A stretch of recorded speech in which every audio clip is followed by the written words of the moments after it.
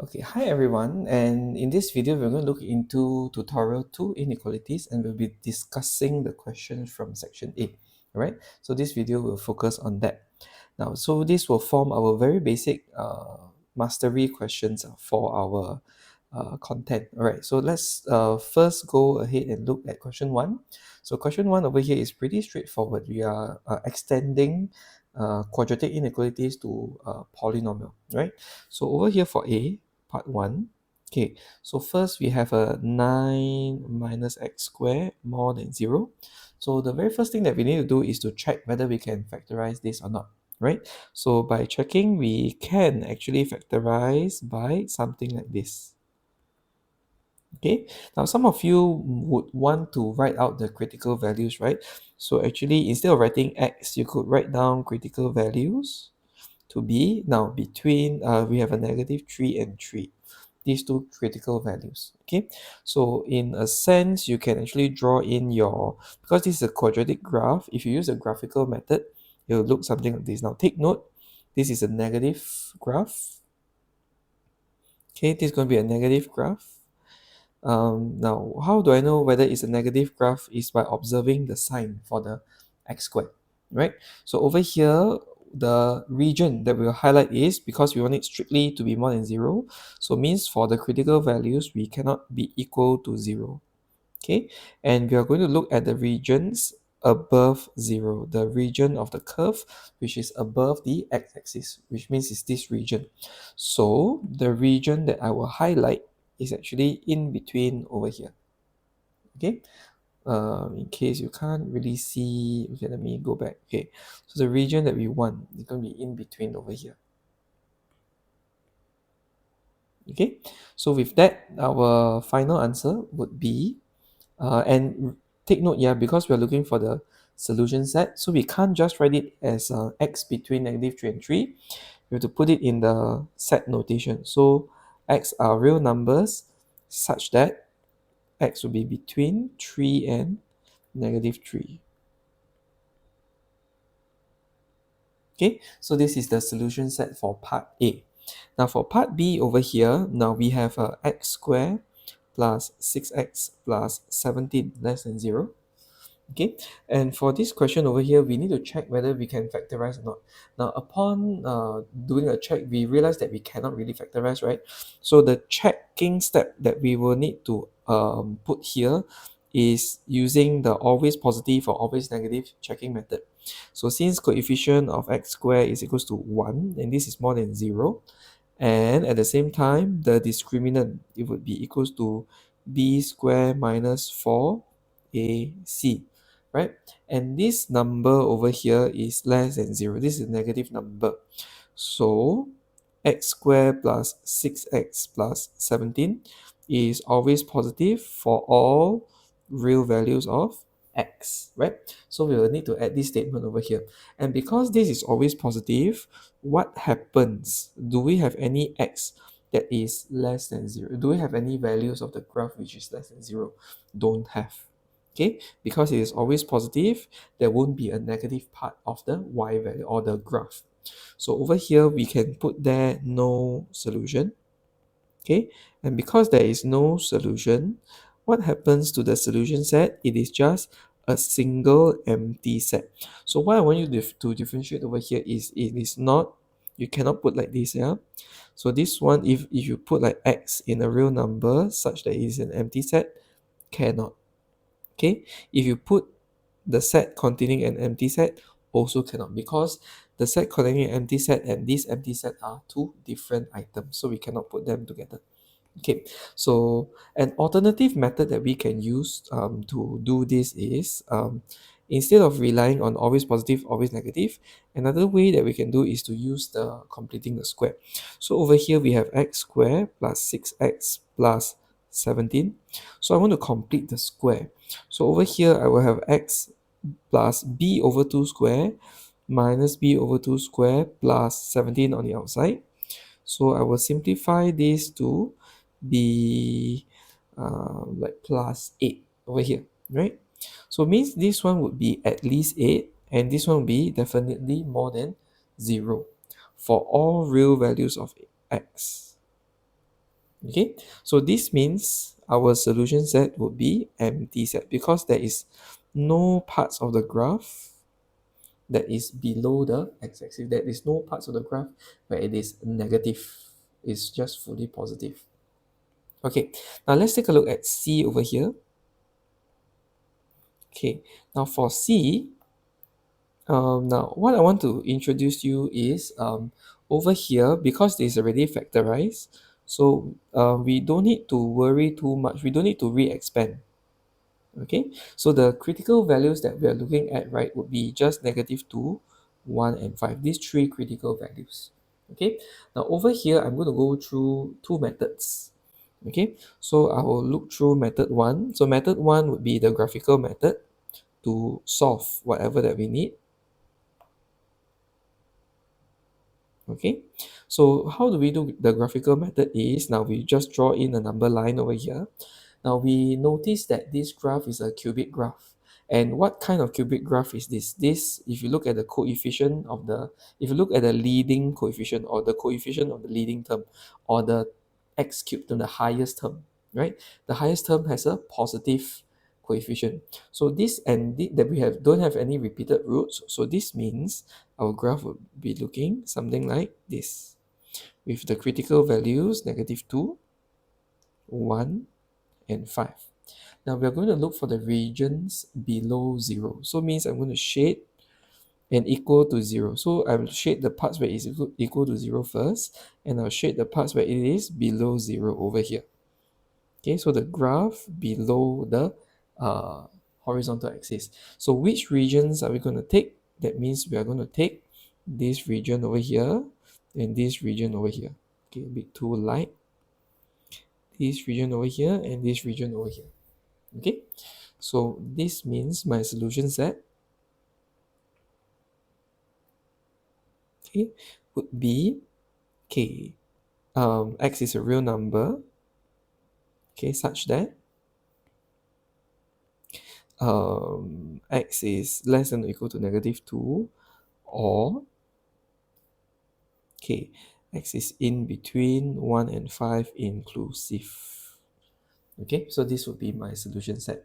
Now the second method that I mentioned earlier, okay, the second method, method number 2, which is actually a test point method.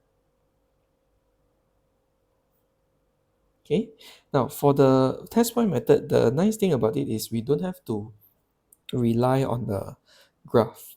Okay, we don't have to rely on the shape of the graph. Okay, however, but we need to do substitution one by one. Okay, so what are we going to do with this is, now if you take a look, let me zoom out and take a look over here. Now we're going to choose numbers to sub in. Now we don't have to write out these numbers, but I will just tell you what numbers do I sub in. So for example, I just need to, for this region over here, I need to choose a number that is strictly less than -2. So maybe I'll put in -3. And where do I sub it in? I will sub it into this equation over here, right?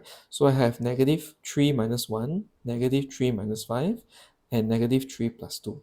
So if you look at this over here, this is going to be a negative region. Okay, so this one over here will be a negative region. Okay, subbing this value over here. Now in the second region, a convenient number that I can set is to sub x equals to 0. So subbing x equals to 0 into this region over here, right, it will give me a positive number. Okay, now then again, I can sub in x equals, a convenient number would be x equals to 2. So subbing in x equals to 2 into this equation over here, I will be getting a negative region, right? Last but not least, subbing in maybe x equals to 6 into this region over here, right? This would give me a positive value. So which parts are actually less than 0? Which parts are our negative region? So the part where I'm looking at would be here and here. Okay, then we check for the region. This is inclusive, this is also inclusive, this is also inclusive, right? So from here, my solution set is also x is a real number such that x is less than or equal to -2, or x is in between 1 and 5. Okay, inclusive. Okay, so the working would be like this. So we have two methods, yeah. So the graphical method and the test point method. Now for the graphical method, right, the pro is that you don't need to worry too much. You just get the critical values out. You just need to sketch, and it will be very clear to you. Okay, so that's the graphical method. Now for the con would be that you need to remember the shape of the graph. Okay, so that's something that you need to take note. Now, however, for graphical method, it will be more common. So, and sometimes the question will specify for you to sketch a certain graph. So the graphical method will still stand superior. Okay, now the second method over here is a test point method. So the thing is we don't need to worry about the graph, or even we don't need to worry about getting the fractions into uh, uh, one layer, into the numerator, or the linearize the whole thing, right? You don't have to make it one line. Okay, and we can just make use of the test point method directly already. Okay, and we don't need to worry about the shape of the graph because we just sub in suitable values so that we can put in the values there, right? So there'll be pro and con, and I hope that you'll be flexible to do either one. Okay, so without further ado, let's move on to question 2. So in question 2 over here, we don't use a calculator. So without using a calculator means we cannot use graphs, cannot sketch, or more like cannot use graphical method, or more like they don't ask us to draw the graphical method from beginning. Okay, right? Cannot use a graphical method from the beginning. Okay, can we still use a graphical method at the end? We can, but from the beginning, we cannot sketch this original graph using our GC. Okay, so this is what it means by without using a calculator. Okay, so without further ado, let's go and see how do we do part A. Right, so part A, we have a fraction over here, x plus 1 over x minus 1 less than or equals to 0. Okay, so the first method, okay, so I'm just going to put it here. The first method is to multiply by the denominator square on both sides. Okay, so this is the first method, right? So over here, we also have to take note, before we do anything, right, we have to take note. The denominator cannot be equal to 0, so it will be good to put in this somewhere first. Okay, denominator cannot be equal to 0 once we have a fraction over here. Okay, right, so then what we need to do is we need to multiply both sides by the denominator square. So we will get something like this on the left, x plus 1, x minus 1 on the left, and on the right will be 0. Okay, something like that. Okay, so with this, we can make use of the graphical method, or we can make use of the test point, the test point method. All right, up to you. Okay, the region that we're going to take is we cannot take 1, but we can take -1, right? And we're looking for the part which is less than 0. So this part over here. Okay, so the solution, because they are not asking for solution set, so I can just put like this. So the solution that they're asking for will be between or equal to -1 and less than 1. Okay, so this is method 1. Now for method 2, we don't need to do the denominator. We can straight away use the test point method.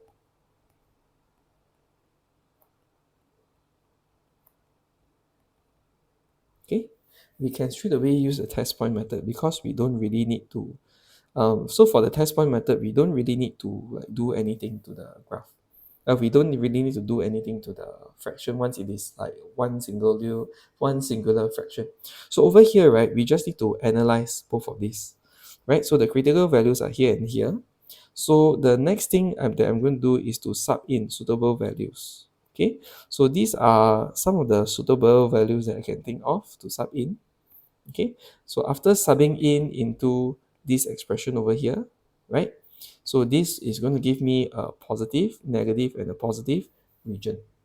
right? So which regions am I going to take? I'm going to take, okay, I'm going to take equal to -1, but it cannot be equal to 1. And I'm going to look at the negative region. So means this is the region that I'm looking for. Okay, so this means the final answer will be just -1 less than x less than 1 will be my answer over here. So this for part A. Okay, so technically speaking, you can use the test point method for method 1 also after you do the denominator square. Okay, but that also means that you also need to do one more step after that, right? So that will be the, yeah, the thing to take note, right? So that you need to be flexible between a graphical method and maybe other methods of solving. Okay, and the test point method really works like without making this into without making this into one line, right? We can straight away apply the test point method over here. Okay, so this is something that I think you need to be aware of lah, if you so that you can choose which one to use. Okay. Okay, now for part B, we're going to start with a fraction over here, right? More than 3. So it will be very tempting to just multiply this across, right? I'm going to highlight this and tell you that this is a very grave error. You cannot do that. You cannot multiply over to the other side. The reason why is because we don't know whether this term at the bottom, is it going to be a positive term or negative term? Because there will be regions of x where when you sub in it will be positive, and there's also going to be regions of x where you sub in is going to be negative. So the technique that is introduced, right, is instead of multiplying by denominator on both sides, we multiply by denominator square, right? So this is why we do that sort of thing. So but before further ado, before we go about that, right, I think it will be very good to combine everything to one fraction and then we multiply through by the denominator. Otherwise you may have difficulty factorizing what you need. Okay, so the best way to do it is to make everything to one side, okay, and to combine them together and get something like this, right? So what I'm going to do next is I observe this is 4 and 6. So I'm just going to be like divide by 2 on the left, divide by 2 on the right. So I'm going to get something like this below for the next step. Okay, so here we are going to look at two different ways to analyze this.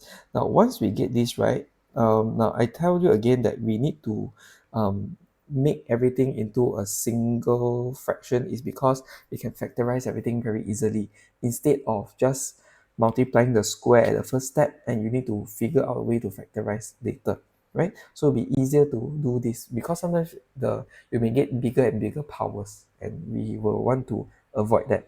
Now for this one over here, we will multiply by denominator square on both sides.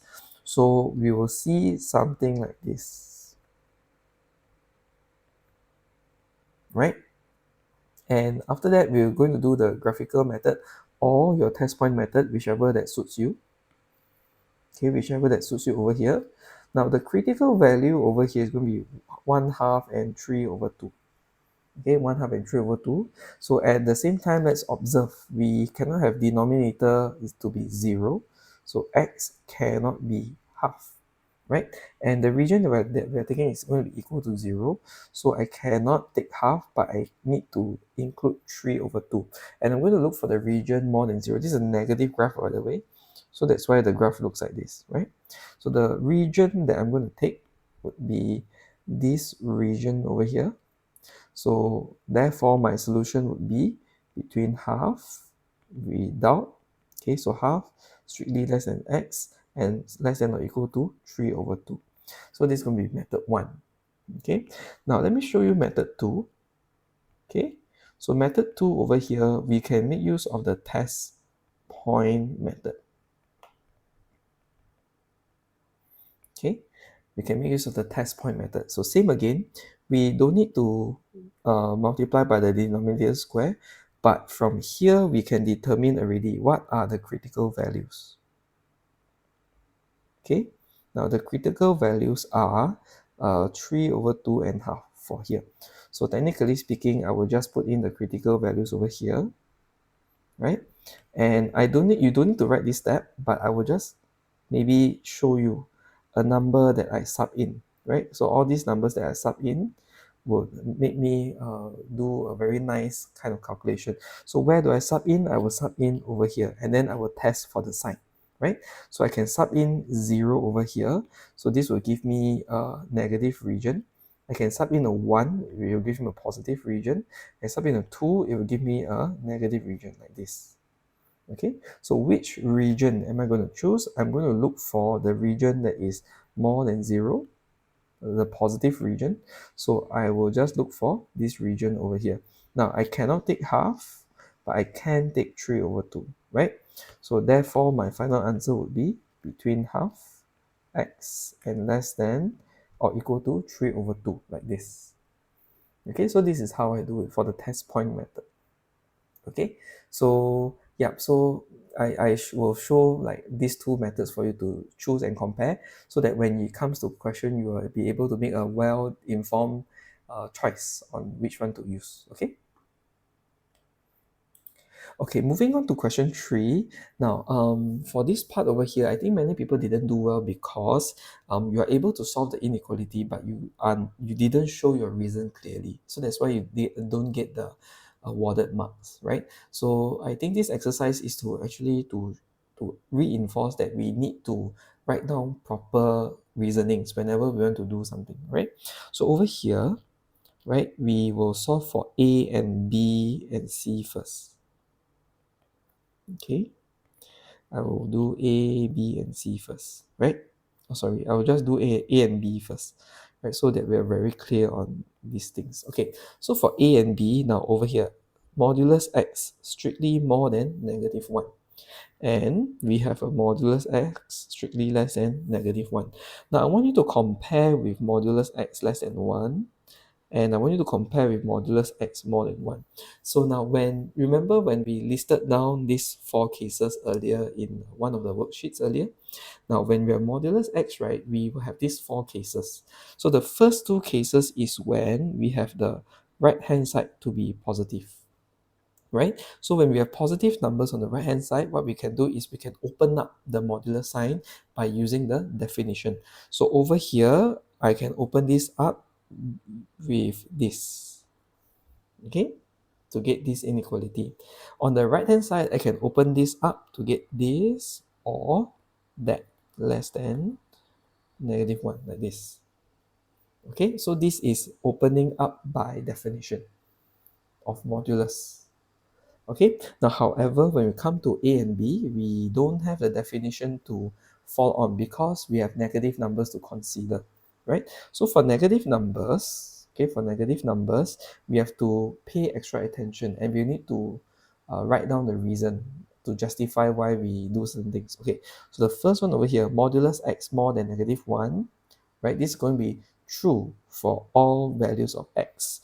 So the reason is since modulus x is going to be at least 0, and this would be more than negative 1.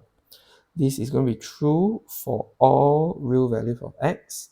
So the solution would be just all real values of x.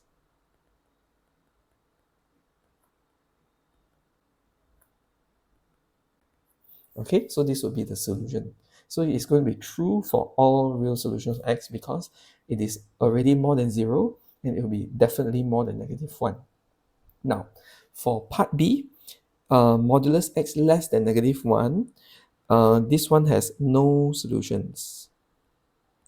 Okay, no solution, okay, at all, because, so this sign is going to be because mod x is strictly, or no, it can be more than or equal to 0, so it's non-negative for all values of x. So this would be the reason to support why it does not have any solution, right? So one more time, I need to like reinforce to you that we have this case, we have this case over here, we have this case, and we are going to have this case over here, right? These 4 cases to think of.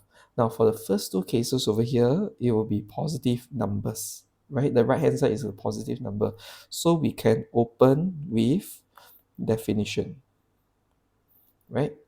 Then for the next two case over here, we will need to think because it is negative numbers on the right hand side.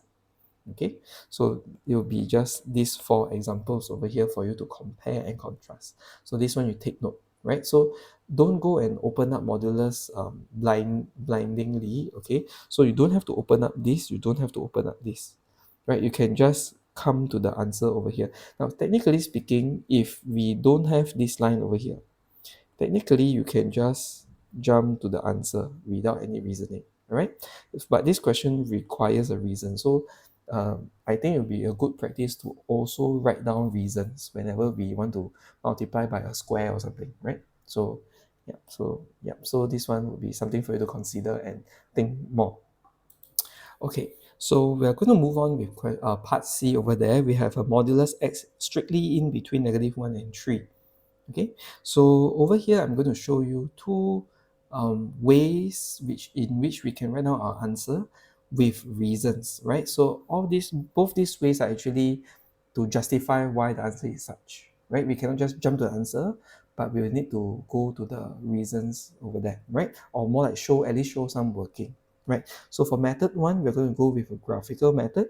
So over here, we're going to look at the graph of modulus x, which would be something like this. Okay, so please label your graph. Okay, please label your graph. So this is y equals to modulus x. Now it will be in between -1 and 3, correct? So I'm going to have this one the line y equals to 3, and I'm going to have the line y equals to -1. Okay, so these are my lines that I need to draw. Now I can, okay, so next thing that I will need to take a look is, okay, so the next thing that I need to take a look is, I'm going to look for the regions in which it is in between these two numbers, right? So the regions of the graph that is in between are, okay, so I cannot take these two values over here, but the values in between for the modulus graph, right, it's going to be here. Okay, one more time. I'm going to take the range of values for which, okay, let me write down the mod. Okay, this one over here, right? So I'm going to say the mod graph in between the lines y equals to -1 and y equals to 3. So this is the region that I'm looking in. Okay, so this is the part that I'm looking for, right? And what is my corresponding x value to take? So this means that I'm going to take this region, right? So what are the corresponding x values to take? So what I need to do is just to either solve or just need to think, right? So when modulus x equals to 3, y equals to 3, right? So I have 3 and -3. And when modulus -3, right? When x equals to -3, modulus -3 will give you y equals to 3, right? So means I have these two values over here as the critical values. Okay, so last but not least, by observing this, so my answer will be just strictly between -3 and 3 using the graphical method, right? So this is the way to justify our working. Now, some of you may want to fall to the analytical part over there, right? So what we're going to do is we are going to look at this one over here. So when we have -1, okay, like this, less than 3, we are going to split this up to -1 less than modulus x and modulus x less than 3. So when we are splitting up an existing compound or more like combined inequality, right, we need to make use of n, right, so that we'll see which regions fulfill these two, see the regions that will fulfill both these two inequalities. Okay, this we covered. If you cannot remember this is actually in Sec 3 E math, right? When we split the two inequality out, we actually make use of the word and, right? So, and then at the end of the day, we consider the overlap between these two regions, right? So over here, what is going on is now, when is mod x more than -1? This one would be for all real values of x, right? And we are going to look for the region of this mod x be less than 3, but this is a positive number. So by definition, I can open this inequality out like this. Okay, so what is the shared region between these two inequalities, right? So you can think of, okay, there's no need to do this, by the way. Okay, so the first one over here is everything, right? All the real numbers of x. The second one is going to be over here, this region over here. Okay, so this is the second inequality that we're looking at. So which will be the overlaps? The overlaps will be over here, right? So the overlap will be in between -3 and 3. So, but do we need to do this? We actually don't need to do this because I think you can see this from here very clearly already. So the only answer would be just between -3 and 3 would be our final answer if you want to do the analytical method. Okay, so yeah, so one more time, you can make use of the graphical method as a way to explain your working, or you can also make use of the analytical method up there to split the inequality to two parts, and then you analyze part by part and consider the overlap between those two inequalities. Okay, so this is for part C. Okay, now for part D over here, we're going to look at modulus of x plus 1 strictly, no, less than or equal to 0. Okay, so over here, right, I'm also going to propose two ways to show our reason. One is the graphical method, and the other one is an analytical reason, or to really explain why. Okay, so the first one, as what we've done with the previous example, is we're going to draw a graph of y equals to mod x plus 1, modulus x plus 1, right? And we're going to look at the region where it is less than or equal to 0. So, okay, and then where is this point over here? This is going to be -1. Okay, this point over here is -1. Now, over here, is there any point which it is strictly less than 0? Is the graph, is there a point of x, or is there a part of the graph where it is below the horizontal axis? We don't have that. But is there a part of the graph where it is equal to 0? Have, which is actually at this point over here. Okay, it's only at this point over here. So the solution would be just x equals to -1, because it is just strictly on that point. Okay, so it is when x equals to -1, the whole thing will be equal to 0. But for less than 0, there will be no solution. Okay, now in the same way, we can also make use of this. Now, since we can make use of this inequality also. So since mod x plus 1 is non-negative, or will be at least, so more than or equal to 0, right? So together from this and this, okay, from these two things, because it will be less than or equal to 0 and more than or equal to 0 at the same time, so what we have is x plus 1 will be just equals to 0, because both of them, when you have like at most 0 and at least 0 at the same time, right? So the only possible solution is when x plus 1 is equals to 0, right? And because of that, x will be just equals to -1, right? So this is the way to do the analytical method, or to do the calculation for this question. Okay, so you don't have to open up, because even though it's 0, right, 0 is not a positive or negative number. So you don't have to open up x more than 0, less than 0, and then you compare that kind of thing. So there's no point of doing it. Okay, because if you do it, it will also be slightly wrong, because you have to factor in the equal sign as well. Okay, so it's just to merely look at the signs, right? Sorry, to merely look at the inequality signs over here, and just to conclude this straight away. Okay, so that will be the correct presentation for this question. We don't open up because it's redundant if you open up more than or less than 0. Okay, unlike the previous question. Okay, for part E, I'm going to point you to, okay, this example.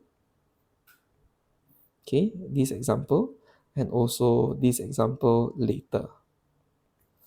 Okay, so these three examples, which is like equivalent to the modulus one that we've talked about just now. Okay, so let's take a look at the first one, right? Ex less than 1. Because these are positive values, we will just throw this easily lah. So we can just take ln for both sides. So it will be ln 1, correct? So over here, there will be just 0. So x less than 0. Now for this one over here, ex more than 1, we can also do ln 1 on the right hand side, and ln 1 is just 0. So then x will be just greater than 0. Now for the for this case over here, now we have ex more than -1. Okay, so what are we going to do is, okay, we cannot take this ln -1 and say that there's no solution, right? And then because this statement would be already a false statement, we cannot do that, right? So what we're going to do instead is we're going to make use of the property of e power x.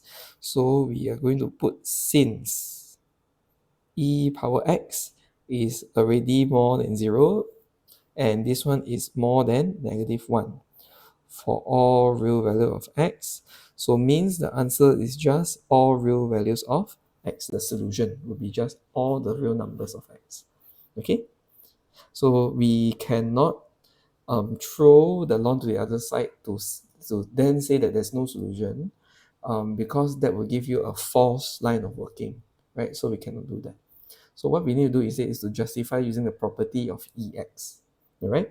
So in the same way also, this one, right? We cannot also throw ln -1 because this doesn't make sense yet. It's undefined currently. Okay. So what we do instead is we will have to say since e power x is more than 0, right? So there will be no solution, or more than 0 for all real x. Okay, so there will be no solution for this e power x less than -1. Now I want to point to another example over here where we have a e power x less than 0.5. Okay, what happens if it's a number less than 1, right? So this is very important to take note also. Now you can think of this. You can make use of the you can make use of the lns of both sides, right? So we have actually x ln e, right? So we have x less than ln 0.5. Okay, and then technically speaking, if you do a little bit of massage, this would be negative ln 2. Okay, so this is the first example that I'm going to show you. Now the second example that I'll show you is like this, less than b2, sorry, less than maybe 4, something like that. Okay, now the thing is, now if you were to do ln on both sides, okay, it still preserves the inequality. And then if you bring the x down over here, right, it still preserves the inequality, right? However, when you want to divide, okay, when you want to divide, now take note, because this is a negative number, right? And when you divide by a negative number, you need to change the sign below. Okay, so these are some things that you need to take note when you deal with exponential functions. Okay, so when you have a 0.5 power x, right, and when you want to throw away this ln 0.5, you need to be careful over here. Okay, you need to be very careful with that number over there because it's a negative number, so your sign must flip. Okay, we won't see this very soon yet. We'll see this more actually in statistics. So that one you better pay attention, or maybe in sequences and series. So pay attention when we come to that chapter. Okay, so but before that, right, I want you to also familiarize with these 4 basic ones first and to start to think of this one slowly. Okay, and without further ado, let us continue with part F. Okay, for part F, we have a -1 in between ex less than 3. So over here, I'm also going to propose 2 methods. Now, so method 1 would be my graphical method, right? And method 2 will be the analytical method.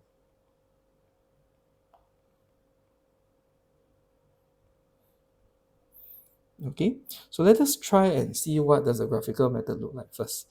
So I'm going to sketch the graph of, okay, I have 3 things to sketch. Will need to obviously sketch y equals to e power x, and then I will need to sketch this y equals to 3 graph, and I also need to sketch this y equals to -1 graph over here. Okay, then I will look for the region in between -1 and 3. So where is the ex in between -1 and 3 is over here. Can I take this value? I cannot take this value. So this will have to be an empty circle. Okay, empty circle over here, but I'm going to look at this region over here. Okay, so what is the X region that I'm interested in? The X region that I'm interested in is going to be this region over here to the left. Okay, so what is this number over here? Now this is going to be when EX is equals to 3, so X will be equals to ln 3, right? I will just solve this way. So means this one over here, this will be just ln 3. So the solution for this would be just X less than ln 3. That's all. Okay, that's all when you do the graphical method. Now, for some of us who choose to do the analytical method, right, we will need to be aware, and we'll need to think of the like when we have to think when we split, right, and then we need to analyze one by one. So the analytical method is like this. We have to split this to two parts. Would be this less than e power x, okay, and at the same time e power x would be more than 3, at least 3, right? So when do we solve? So when is this true? This is true for all real numbers x, right? And this is true when x is more than, x is, okay, my bad, less than 3. So this one, x is less than ln 3. Okay, now because this is n, we need to consider the intersection between these two regions over here. So between this region and this region.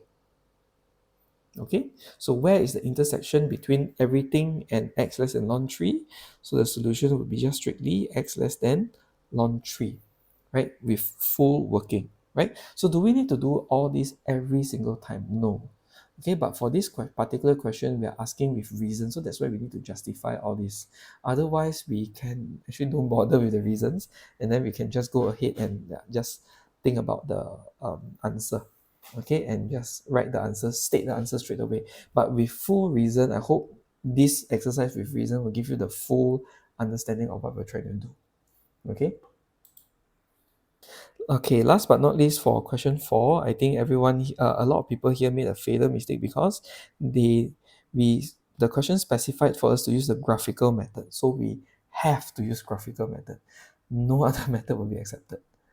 Okay, so what we're going to do is for 4a, we need to sketch two graphs.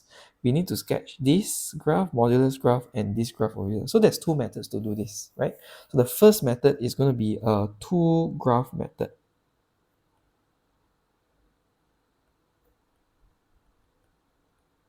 Right? So we are going to sketch these two graphs over here like this. Okay, so the first graph that I'm going to sketch is the x plus 2 graph. Modulus x plus 2, so this is y equals to modulus x plus 2, cutting the x-axis at -2, cutting this point at 2. Right? Now the second graph that I'm going to look at is this 2x plus 1 graph. So 2x plus 1 would be something like this over here. Okay, plus 1. So this would be y equals to 2x plus 1, higher gradient like that, right? So where do they intersect? They intersect at this point over here called 1 and 3. Yeah, this point at 1 and 3. Okay, so when x is 1, y equals to 3. Okay, something like that. Now I'm going to look for where the modulus is above the red color line. Okay, so one more time, I'm looking for the part of the graph where it is the blue part above the red color graph. So which part is the blue one above the red one? It is this part over here. Okay, one more time. So not including this number, this part over here. The blue is above the red. Right, for this part, the blue is going to be above the red. Okay, so if we were to look at the X region over here, right, so the region that I'm going to take would be this part over here, like this. Okay, and I cannot be equal to 1. Okay, so what do we do next is to state the solution set. So the solution set is going to be x is a real number such that x is less than 1, like this. Okay, now then there's also the one graph method. Okay, so if you plot everything to one graph, right, means that we're going to look at this graph over here. Minus 2x minus 1 more than 0. Okay, so we will just plot this whole graph over here. So how will the graph look like? Okay, so how will the graph look like? It's going to be very interesting. We don't have to sketch much except for like this, and the graph will look something like this over here. Okay, the graph will just look like this. Okay, and there's also this part over here, right? And it will cut this point at 1. So where is this graph? Above 0. So where's this graph above 0? It is at this part over here. This part of the graph is above 0. So the x value that I'm going to take would be just here, this part over here, right? So means my solution set would be the same for the one graph method. It's going to be consistent. So you have the two graph method on the far left, okay? And you have the one graph method right over at this side. So it's up to you on how you are planning to solve this question using a graphical method. Okay, now for the second graph, we're going to plot this, and this all together. No choice. We can only do the multi-graph method because we need to plot 3 graphs, right? So the first graph to settle is the modulus graph. So modulus graph don't need to think so much. You just need to draw this and this, right? And it will cut this point at 8/5. Okay, 1.6 over here. Okay, so how do I know that? When this is equal to 0, then I will just solve for x. Okay, and it's going to be a v anyway. Okay, now then the next point, the next two graphs that I'm going to draw is y equals to 6, y equals to 12, right? So I will settle this y equals to 12 first, and I'll settle this y equals to 6 somewhere halfway, right? So that, yeah, the scale is not so bad.